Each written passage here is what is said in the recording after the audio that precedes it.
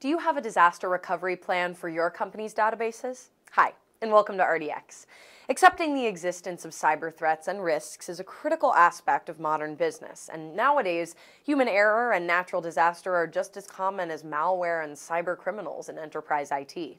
The dangers of relying solely on technology are obvious, but there isn't really a choice. Therefore, organizations must choose database systems with resiliency built in. This is where SQL Server 2014 comes into play. This relatively new database system from Microsoft has an interesting feature called AlwaysOn. AlwaysOn capabilities ensure that SQL Server 2014 is always connected to Windows Azure. While AlwaysOn only supports manual failover, the feature is extremely valuable in the current enterprise IT landscape. With SQL Server 2014 and AlwaysOn enabled, businesses can use Azure replicas to ensure continuity regardless of the crisis at hand. If end-of-support dates aren't enough to convince an organization to upgrade to SQL Server 2014, perhaps AlwaysOn disaster recovery and Azure connectivity will help encourage a migration.